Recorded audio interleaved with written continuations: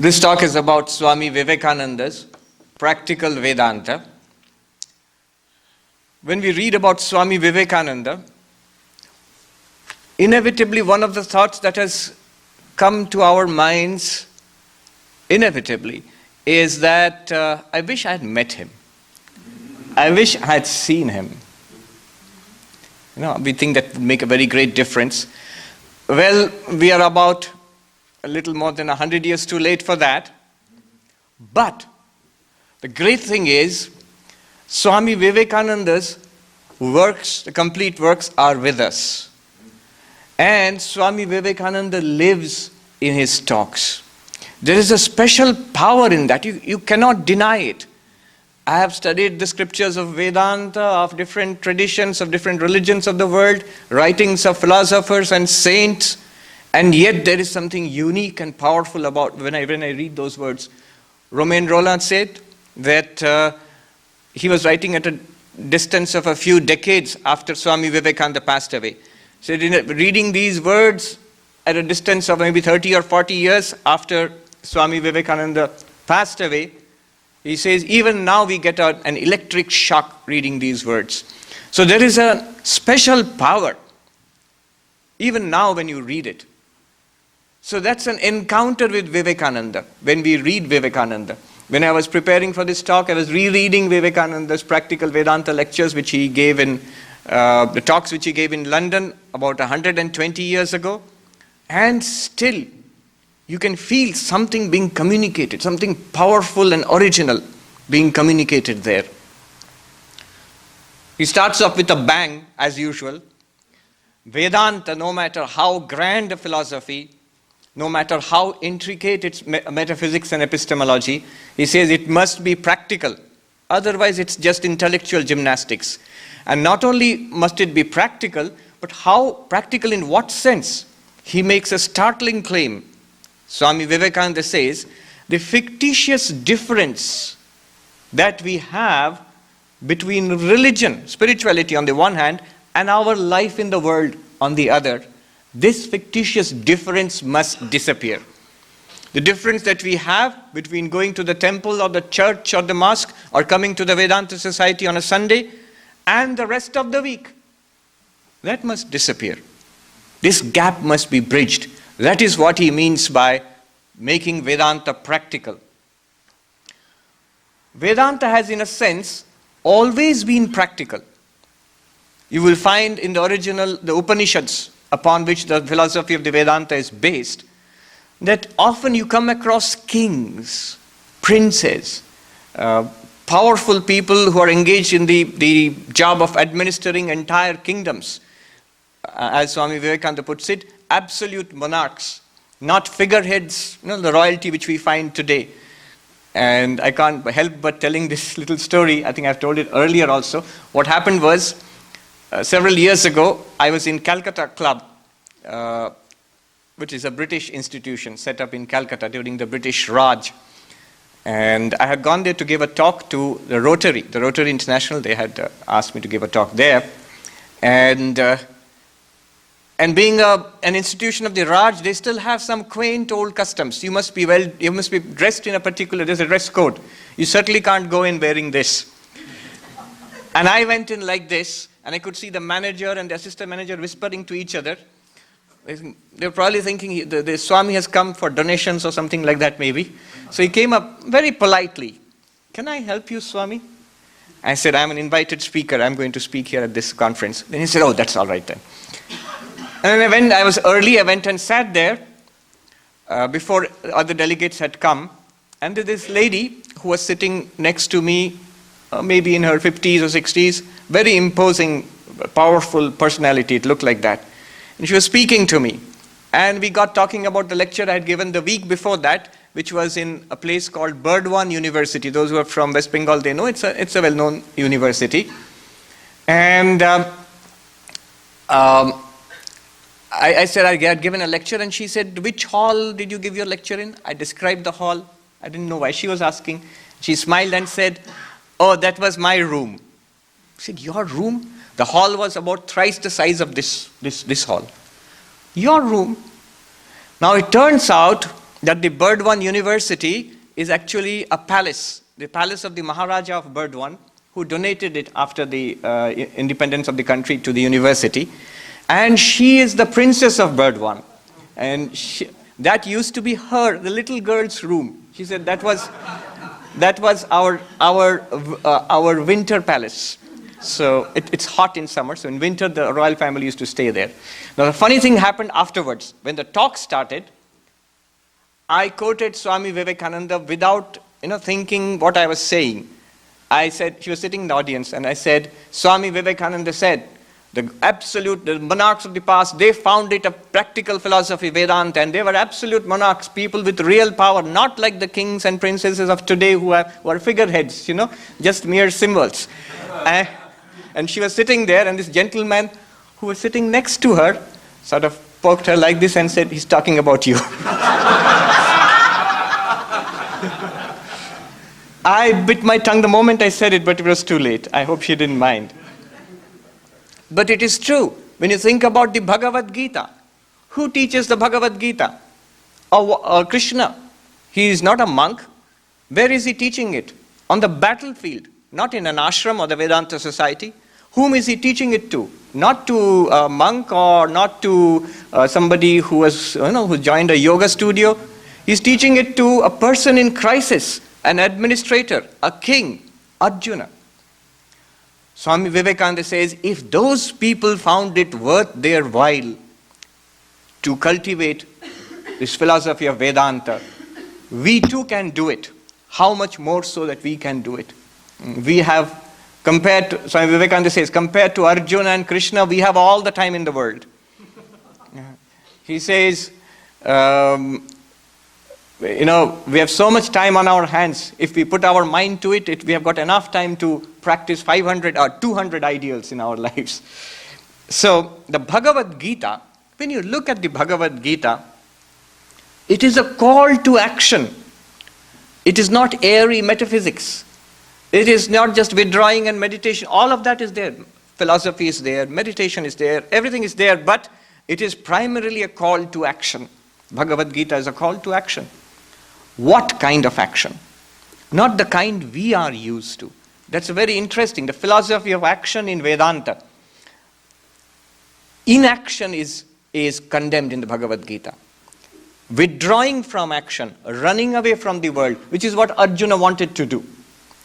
Krishna told him, see, if you run away from action, what will happen is, you go and sit and you pretend to meditate in the Himalayas, your mind will be dwelling on the world. What happened to the battle after I ran away? Who got the kingdom? Who won the war? You cannot but think of that, because you have not yet transcended action. The way is not to run away from action. The way also is not action with passion, with desire, which is why most of us act, which is why Arjuna was there in the first place. The prince was there to fight the battle, to take revenge on the villains, to take the kingdom which was rightfully his. So those are all worldly goals. Now, Krishna says, that too is not action, because that action will bind you to this world. Moment we act with desire, we will get the consequences. If we overstep the limits of morality, immorality, that is called adharma in Sanskrit. And the result of that is dukkha, suffering. If we act within the bounds of morality, even then the result will be what you call sukha, happiness. But that also binds us. Swami Vivekananda says, chains, though they be of gold, are not less strong to bind. Even good action binds you to this world. The way is to transcend action, not by inaction, not by action with desire, but Krishna teaches action without desire. When we perform action not for our selfish ends, when we perform action for the welfare of the world, because it is the thing to do, it is the right thing to do, the good thing to do, the loving thing to do, without anything to gain from it for ourselves, Krishna says that is action. He defines yoga, not tying yourself up into knots. There's this There's a cartoon of a person in a yoga studio. He's demonstrating what he learned in the yoga studio. So he goes into a particularly complicated asana and he shows off. And the people around him are admiring. That's wonderful. And after some time he says, okay, you can stop doing it now. And then that person says, well, I didn't learn how to stop doing it. I don't know how to come out of this now. Krishna defines yoga as skill in action. Yoga karmasu kaushalam. What would you mean by skill in action? Not what we would normally think as skill in action. Doing things expertly. Shankaracharya in his commentary says, skill in action is that action which normally binds us to this world. We perform the action in such a way that that same action will set us free. That action which the ordinary person is bound by, how do you perform that so that that very action sets you free? That is skill in action. And how do you do that? You do that by performing action for the welfare of others, for action as a worship of God. You worship God in the temple with flowers and incense and food offerings and whatnot. You worship God, as we just heard, the beautiful choir sang this, the living God. Worship the living God. So worship God in your business, at home, in the school, in your family, everywhere. You can worship the living God. How do you do that? That is the theme of the Bhagavad Gita. There's also the theme of practical Vedanta. Disinterested action. I know the question which is there in your minds, and that's the question which was there in my mind also when I heard about this. See, one thing constantly nags us a little bit. It sounds good, but the thing is, why would I do anything if I don't have anything to gain out of it? I might force myself to do it because it sounds good, it's a nice idea, but still, would there be any real motive power behind it? Would my heart be in it if I don't really want anything out of it? So I had this question. And there's a very senior Swami who has passed away now, Swami Ananyananda. He was in Delhi, Ramakrishna Mission. I was a new brahmachari, a novice. I had joined, it was 21 years ago. And I was visiting New Delhi ashram, and I was escorting the old Swami. He had a bad knee. So I was escorting him from the temple to his room in the evening, just before meditation. And as we walked down, I asked this question. Why should people do anything if they don't have anything to gain from it? If they don't have any interest in it? He didn't say anything.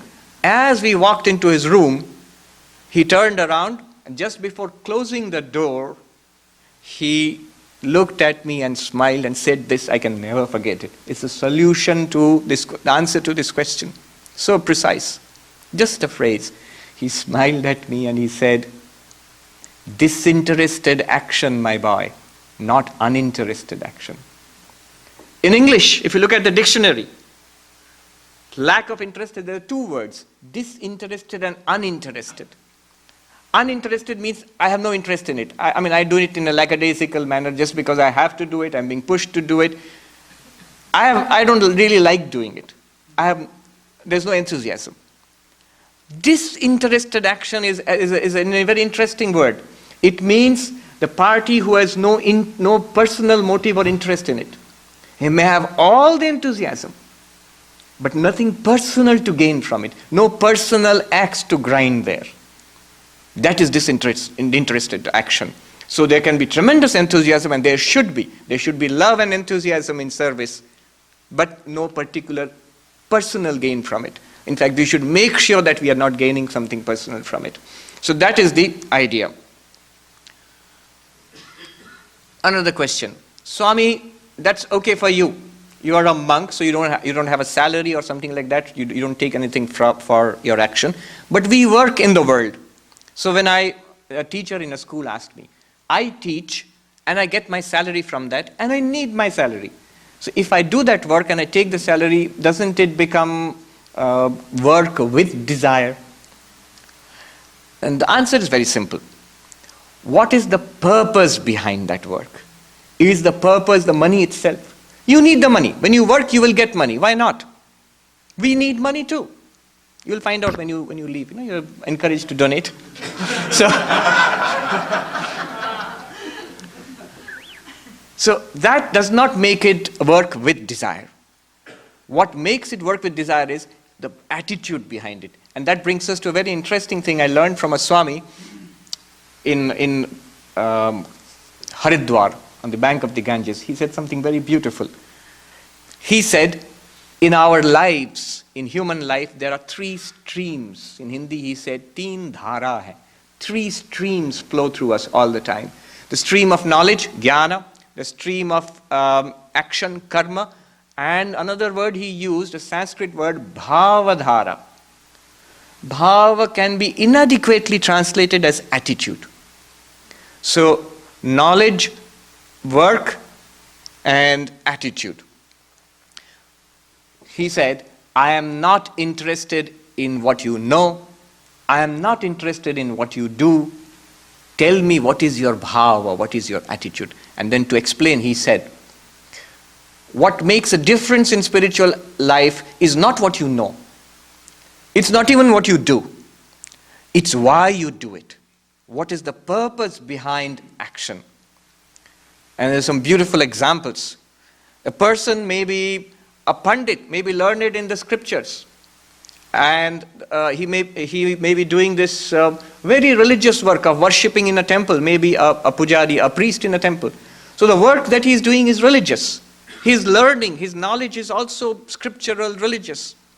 But suppose when he's performing the worship, all he's thinking about is, so how much will the collection be today?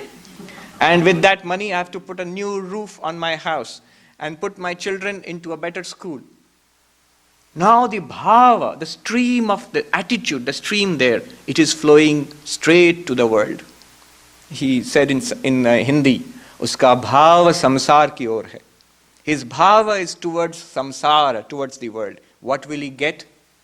His knowledge is religious. His actions are religious. Bhava is samsara. What will he attain? He will attain samsara. He will attain samsara. From birth to death he will go. The Upanishad says, mrityu samrityum apnoti. He goes from death to death. And there was this an example, a real example, not a hypothetical example. There was this person who is to sweep the Holy Mother's house in Jairambati. And I have heard this story from a senior Swami. He used to sweep. And all the Swamis knew him. One day, the old man did not come. And then they heard he was ill. The Swami in charge of the ashram called him and said, you need not come anymore, sir. We will send the little bit you earn, we'll send it to your house. You are old, you retired now. And that old man said, no, Swami, don't do this. Many, many years ago, when I was a little boy, I used to do this same work, a young boy. And the Holy Mother was living here. And I used to see so many people coming here, getting initiated by her, people going into ecstasy, talk about the vision of God and so many things. And a little boy, and I was curious and I wanted it too. And one day I asked the Holy Mother, Mother, will I not get anything? And she said, of course, my boy, you will get everything. But you go on doing this work. This work which you are doing, you go on doing it. And he said, so I do it, not for the money you pay me. I do it as a worship of the Holy Mother. I do it because that lady had told me to do it so many decades ago. So please let me do it. And he went on doing it till one day he really could not come again. His daughter came and the Swamis went to his bedside where the old man lay dying. And the story goes that at the point of death, he had a vision of the Holy Mother, the Divine Mother, that you have not forgotten me, you have come for me. So, bhava. What was his knowledge? I don't think he had even passed high school. What was the work that he was doing? He was sweeping, not even the temple, outside the temple. This is a janitor. But bhava, the attitude, what was he doing it for? He was doing it for God. And what will he attain? Not samsara. He will attain God. That reminds me, though it's not exactly this sort, but the attitude is similar. It seems in NASA, when NASA was getting ready for the first the moon mission, President Kennedy, who had promised that we shall put a man on the moon in 10 years, He came to visit NASA in one of his several inspection tours. So he came to visit NASA and he was being escorted around, shown the preparations and meeting people. And there was this janitor who was standing there. And the President of the United States walked past him and looked at him, came forward to shake hands with him and said, "My man, what do you do here?" And the janitor said, "Sir, I'm trying to put a man on the moon." You see? That is the sense of what I'm doing. And it's true. You're part of that. Similarly, whatever we do in life, we can convert that into worship of God. Hence, Vedanta becomes practical. Swami Vivekananda says, there are these two tendencies in our life. He gives a caution, a warning here. Two tendencies in our life. One tendency is to drag the ideal down to our life. The other tendency is to elevate the life to the ideal. And then Swamiji says, the first one is the great temptation of our lives. Anytime anybody comes with an easy religion, says what we want in life, what we desire in life, if somebody says that is good enough and that is religion and makes excuses for us, we are all ready to accept him.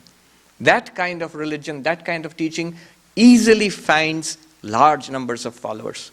But in the long run, that will lead nowhere. What we need to do, Swami Vivekananda says, is to struggle to raise our life to the ideal. And he says, Vedanta is practical in the second sense. It is practical in the sense of the ideal, not practical in the sense of a compromise. He says, normally, what we mean by practical is the things which we like, we consider that to be practical. What we like doing, we consider that as something practical. He says to the shoemaker, there is nothing as practical as making shoes, nothing as great as leather. And he says to the thief, there is nothing more practical than stealing. It's true.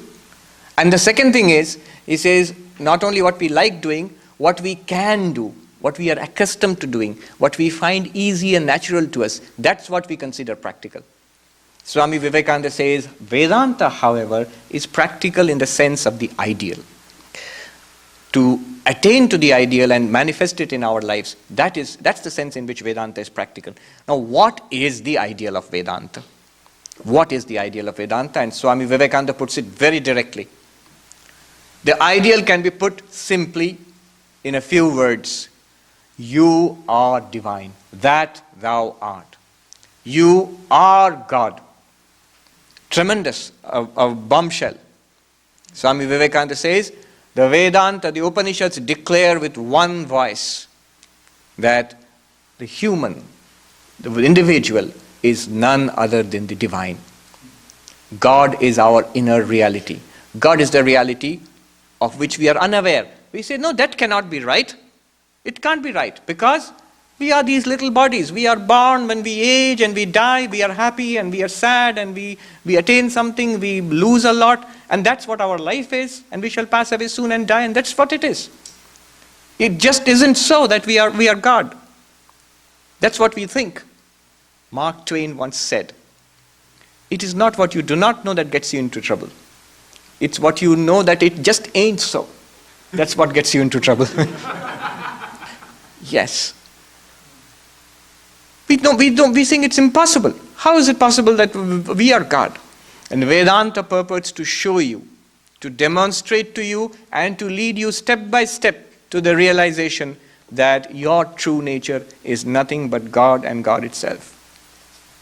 There are so many ways, there are enormous, and there are a number of procedures called prakriyas in Vedanta. Vedanta will tell you, look at the distinction between the seer and the seen. This entire universe is an object of your experience. Whatever you see, the world is something that you see, and you are the one experiencing the world. Even the body, which we consider ourselves to be, isn't it something that we experience? We can see the body, we can feel the body, especially when you have a bellyache or a headache. And Swami Vivekananda was asked once, aren't you ever serious, Swami? And Swami said, yes. When I have a tummy ache, I'm serious. So, when the body when it hurts, when we are sick, we feel the body. So So the body is an object of experience, and we are that which experiences the body. Even our minds, the thoughts, happiness, sadness, do we not experience it? So we are the experiencer of our minds too. What is it that you are, other than the body, other than the mind? There is something. There is a consciousness which is watching, as in this world of our waking. We experience this world. You're in the Vedanta society now. After some time you'll go back. If you are like me, an Indian, you take a little nap in the afternoon. Although Vedanta has a tendency of putting people into naps also, once in a while, And this whole thing goes away from your experience, and a dream world comes into in its place. And the consciousness which was watching the waking world is the same consciousness which experiences the dream world. Very soon our sleep melts into the deep, dreamless sleep. And that which was watching the dream and the waking world also experiences the nothingness of dreamless sleep. Otherwise, we would not wake up and say, I dreamt and then I slept deeply, peacefully. I had I slept like a log. But then what slept like a log if I was not there? Something was there. So there is an unchanging consciousness, and that's just one day. The Panchadashi says, this consciousness, as day rolls away, day after day, bodies age, time passes, month after month, year after year, the body dies, the consciousness remains. Another body it takes up. The Panchadashi says in a grand verse, ages roll by, centuries and millennia roll by. The consciousness is unchanging, body after body. We think that we are human beings. You have come to the Vedanta society in search of a spiritual experience. But the truth is, we are spiritual beings having a human experience. That was what Vedanta is trying to tell us. Look at this body, physical body. They call it Annamaya, made of food. This body is made of food. Deeper within are the life forces. We breathe, blood is flowing through our veins, food is being assimilated. We are taking in oxygen from the environment outside, using it to convert food into energy, building up our bodies. This is life force. It's called pranamaya. Deeper than this are our emotions, memories, thoughts, perceptions. That is called the mind, manomaya. Go deeper, further than that. The intellect, which understands, which knows, the knowing quality within us. Deeper than that is the complete blankness and peace of deep sleep, or the deepest meditation. That's called the Anandamaya. And the Upanishad says, even beyond that is what you really are. Existence, consciousness, bliss. Shining through these 5 sheaths, these 5 bodies. So in various ways, through Panchakosha Vichara, I'm just using the technical terms, the analysis of the 5 bodies, Avastatraya Viveka, analysis of the 3 states of waking, dreaming and deep sleep. Through Drigdrishya Viveka, the analysis of the seer and the seen. And in so many ways, the Upanishad tries to show you that you are something apart from the body and mind, which we consider ourselves to be. We think that's all we are. We are something much more than that. And that is the same as God in the Upanishads. Swami Vivekananda says, in one of his talks, that never becomes an object of knowledge. That is which knows everything. And then he says that you must not go away with the idea that it is unknown and unknowable. Rather, it is the most known of all. Just think about it this way. I'm not speaking in riddles, I'll just demonstrate it to you. How do you know that I am here? Swami, I see you. How do you know everybody else is here, the other people are here? Swami, I see them. Okay. How do you know that you are here? Will you say, oh Swami, I see myself, that's why I'm here? No, you don't wait to see yourself. Suppose you close your eyes. If you close, imagine, a very simple thing. If you close your eyes, you cannot tell for sure whether I am here or anybody else is here. But one thing you're sure about, you are here. Our own existence does not depend upon our instruments of knowledge, upon seeing or hearing or thinking or inference. It does not depend upon that. The famous French philosopher Descartes, He analyzed the world of experience and he set aside everything that he could set aside. The world could be false.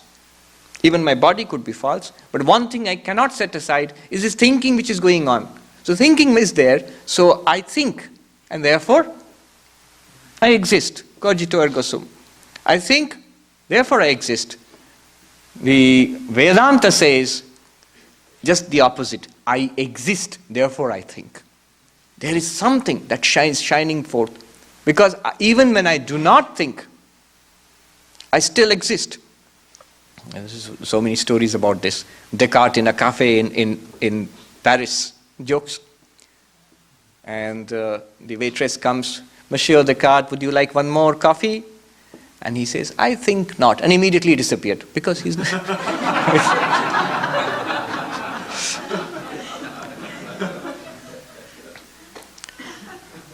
So we do not even depend upon our thinking. You are that which illumines all your thoughts. You are that which illumines the absence of thoughts also. Just as this light, it illumines all of us here. When we leave this hall, the same light will illumine the absence of all of us here. You are the light which illumines your thoughts, your feelings, your emotions. Shankaracharya says in one place, suppose you doubt this. Somebody doubts that there is such an Atma. Tasyaiva Atma.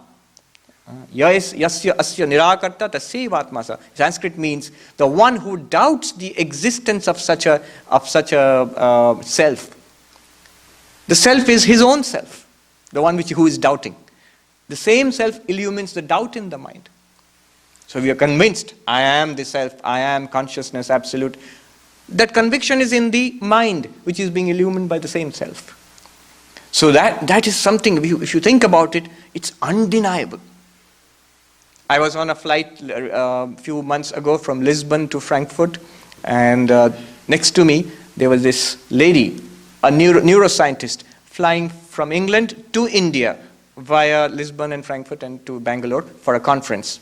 And she said, I was raised Anglican Swami, and she started talking to me, and all through the flight she talked. I thought, well, I have a real person who's really interested in Vedanta. She asked the most intelligent questions, and it was an animated conversation. And time passed just like that. It's only after we landed in the airport and I said goodbye to her, she said, Swami, I'm terrified of flying. So what I do is, if I find somebody interesting, I start talking to that person so that I can take my mind off flying. Well, okay. Even for small mercies. But what I found interesting was, she said, see, I was raised Anglican, but I have no interest in religion. And when I talked to her, this more or less agnostic atheist and a highly trained neuroscientist, after some time she said, Swami, I am not convinced by your Vedanta, but I cannot refute it. I cannot find any way of arguing. Every other religious theory is so easy to refute. It's based on blind faith and belief, and it's so easy to dismiss. But this cannot be refuted. Though she said, I'm not convinced. So Swami Vivekananda says, this self, the consciousness existence bliss, is the most known of all. You know yourself first, and then only you know everything else. So in that sense, what are the consequences? Swamiji dwells for some time on the doctrine of sin. He says, you are God himself. The ultimate reality is your own self. You are that. Sometimes we say, we do anything to avoid that. We say, well, all right, I grant you that my Atma, myself is existence, consciousness, bliss. But what about me? The Atman is you. It's not like your kidney or your heart or your lungs. It's not like my Atma and my kidney. You are the Atman. You are that.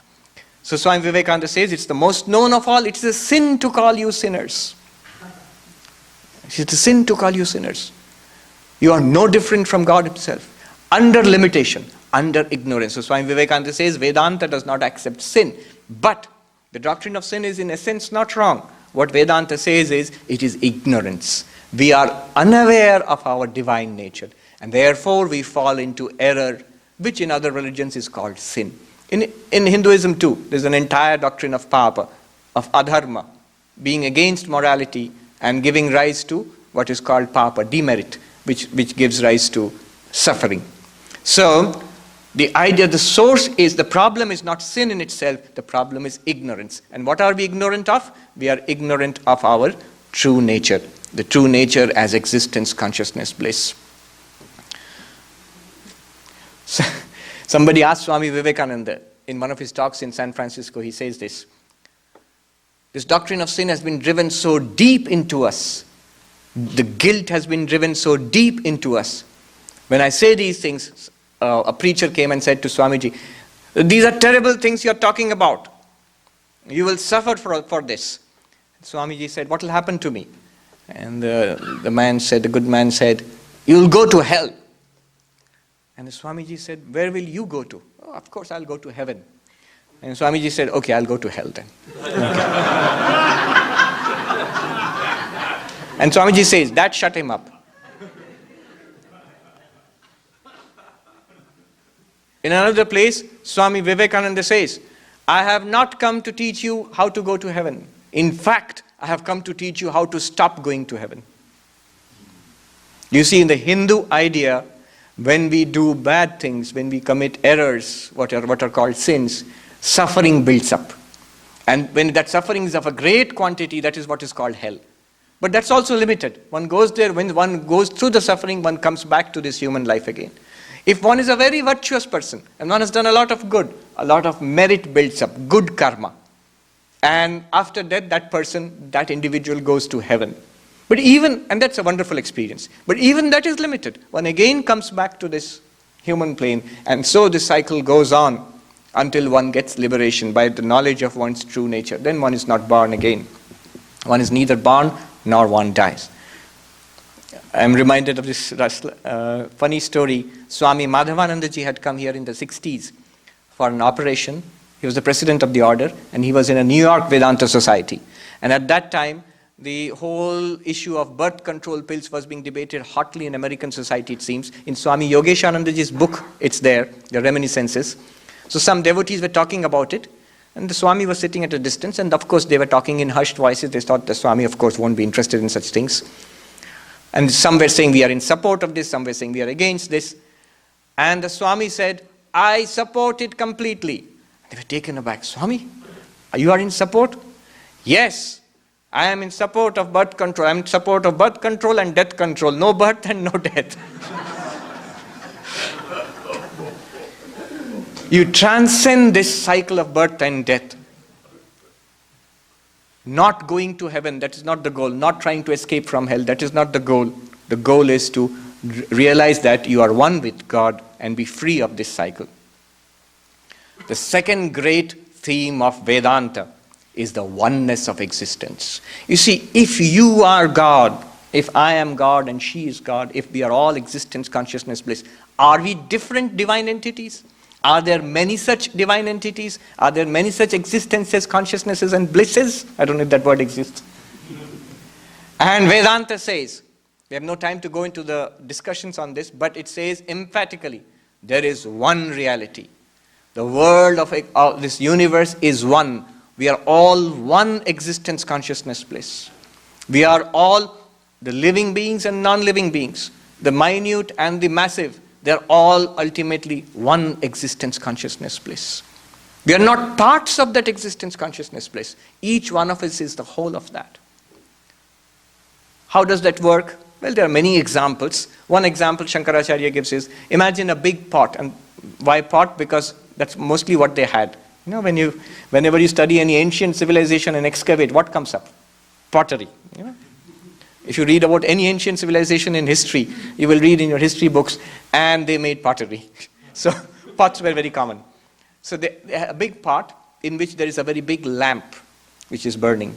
And there are holes in the pot. From the outside, you will see many rays of light emanating. Similarly, one consciousness blazing through all of us. That is who we are. Not only thou art that, Aham Brahmasmi, I am the infinite. I am not only a consciousness, a witness of this little body and mind, but in my true nature, I am the infinite, from which this universe emerges, in which this universe shines, into which this universe is absorbed. I am not the consciousness only where I have this dreaming world and this waking world and the dreaming world, and in deep sleep it all disappears, but also the entire cosmos. I see it in this form. It is a dream of what we call the dream of Vishnu, the dream of God. And we are identical with that. There is one existence all around. We are one with the universe. And this has so many consequences. There is no birth and death. It is an error. It is foolishness to say that you were ever born or you die. So what are you saying, Swami? Yes, bodies are born and bodies die. Bodies are born and bodies die.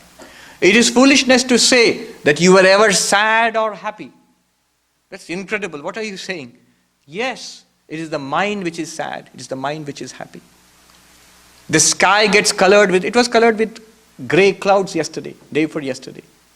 And then the clouds have gone. If the sky gets identified with those clouds and thinks, I have become dirty, I have to become clean, the sky is mistaken. It's always pristine and pure.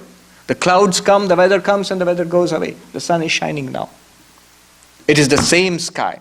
In the blue sky in the daytime with the sun shining, the dark sky with the roiling clouds and sweeping rain, and the nighttime sky of blackness. No appearance there. It is still the same sky. We are exactly like that, subtler than the sky too. That is what we are. No birth and no death.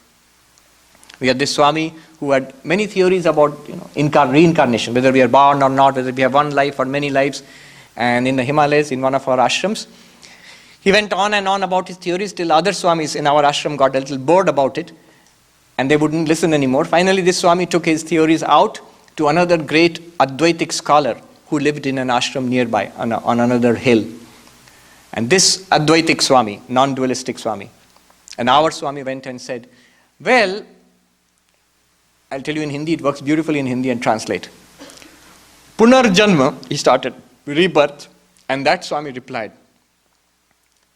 Jab janma hi nahi to punarjanma kahe ka? When there is no birth, how can you speak about rebirth? Read Mandukya Upanishad. So that Swami told me, our Swami, he said, look at these fellows, it's impossible to have a serious discussion with them. They'll go straight to the highest Advaita. He says, when you are not born, where is the question of rebirth? So, one existence is a central idea of Advaita Vedanta, of practical Vedanta.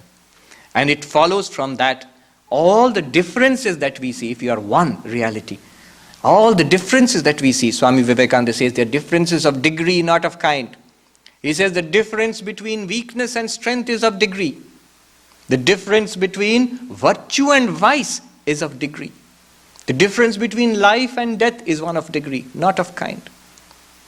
It is the same reality appearing as bad and as good, as weak and as strong. Not that they are equal. If we cannot say that the bad and the good are equal, so let me be bad. One of the things about being bad is, it's very interesting. People are happy to perform bad actions, but not to accept the consequences of those actions. People are happy to accept the consequences of good actions, but find it difficult to perform good actions. It's just the other way around. Yes, it is the same reality, whether it is good or bad, but if you want to realize that reality, if we want to attain to that reality, we must evolve from the immoral to the moral, from the weak to the strong, from the bad to the good. That of course goes without saying. So it's a matter of degree. And hence Swami Vivekananda says, we must not condemn. We must not condemn anybody. Do not condemn the dualist. Do not condemn the atheist. Do not condemn the sinner. But help everybody. Take everybody where he or she is, and if you can give them an upward shove, an upward movement, do that. If you cannot, bow down to them mentally at least and leave them in peace. But do not condemn. No great work is ever done by condemnation. That's why to call people sinners, that's why to tell people that they're completely wrong, it hurts people. It disturbs people, and it does no good to your cause also. So Swami Vivekananda said, do not condemn, because it is God in that form. I don't have much time, but I cannot but mention this. There is no death also. Death is of the body. There is no separation also. There's a very touching story. So it's really happened.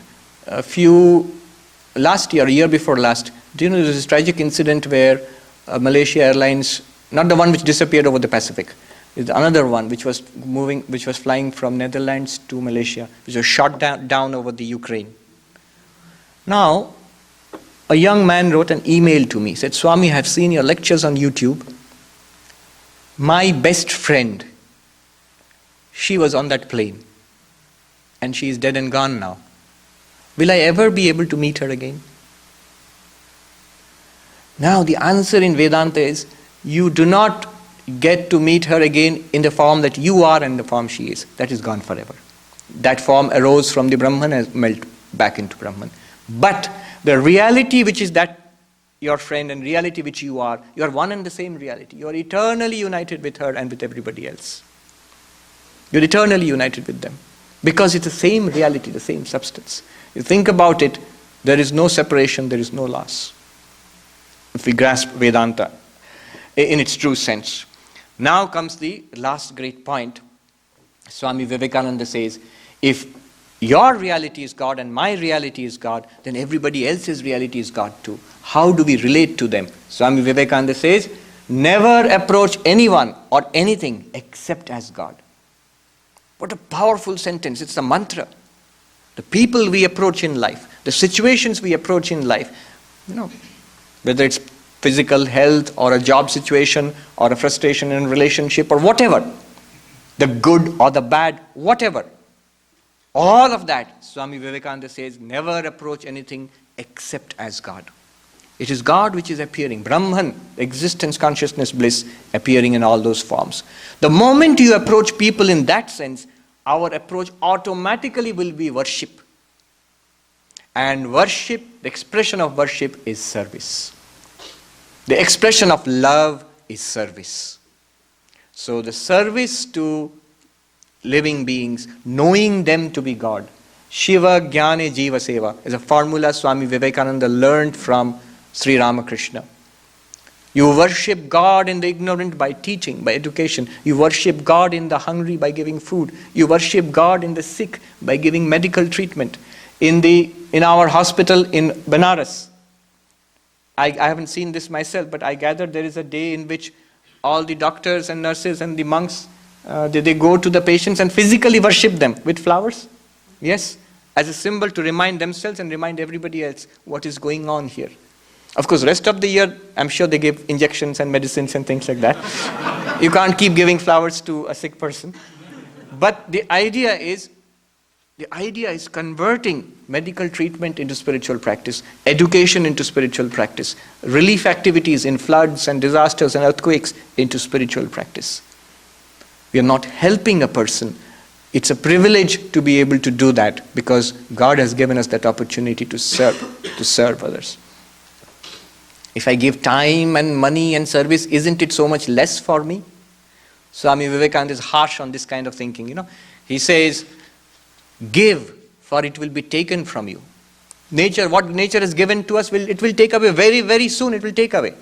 It will take away money, it will take away health, it will take away life itself. Before it is snatched from us, snatched from our claws, let our hands turn this way, let it flow. And when we'll give, do not, Swami Vivekananda says, do not look back upon what you have given. To gloat over, I've given so much. If you look back upon what you have given, your ocean becomes a drop.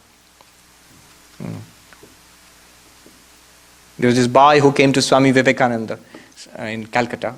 Swamiji, I close the doors and windows of my room and I sit and meditate, but I have no peace of mind.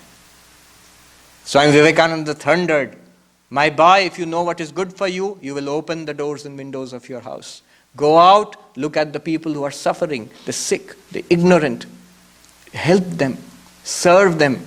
You will find peace of mind. The boy was not convinced. He said, if I serve the sick, won't I get infected? And Swami Vivekananda was furious. He says, there is no salvation for one such as this, The one who shall lose his life for the sake of God shall gain life. The one who seeks to protect life to cling on to life shall lose life. Our true life is infinite. Swami Ramakrishnananda, who was in our ashram, who set up the ashram in Chennai, in Madras, he had a very hard time of it in South India at that time. So much struggle. Sister Devamata, she went from America and she stayed in the monastery for some time watching Swami Ramakrishnananda. One day she was listening to him speaking about the struggles in his life. And Sister Devamata writes in her memoirs, I felt so indignant that a saintly soul like the Swami had to undergo so much suffering. And she said, I couldn't restrain myself, and I said to Swami, Swami, why must you suffer? The Swami immediately said, what are you saying? My true life is infinite. This little life belongs to the Lord. Let him play with it as he will. It's not just poetry. It's not just rhetoric. It's not just a nice theory. Vedanta claims it will show it to you to the point where even the most skeptical, the most agnostic, the most materialistic, reductive scientist also will say, I'm not convinced, but I cannot deny it. One last point, how do we come to this? And Swami Vivekananda says, there are these 3 stages, the Upanishads talk about it. Listen to these truths. Dwell upon these truths. Meditate deeply upon these truths. Do not rush to put it into practice. People say that, Swami, I liked it when you said all this, but the moment I go back out of the center into the freeway 101 and there's a traffic problem, I forget that I am existence, consciousness, bliss. It all disappears. Don't rush into practice. Swami Vivekananda says, listen to this again and again, think well upon it. Tell yourself again and again, I am that existence, consciousness, bliss, till it tingles with every drop of your blood.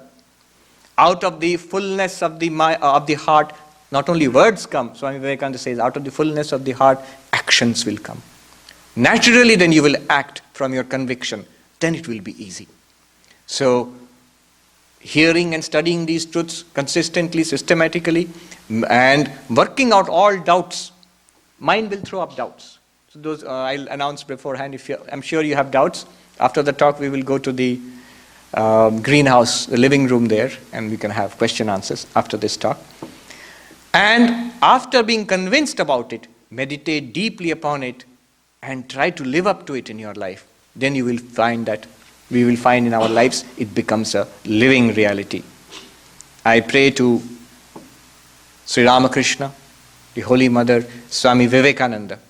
May these ideals become living realities in this very life itself.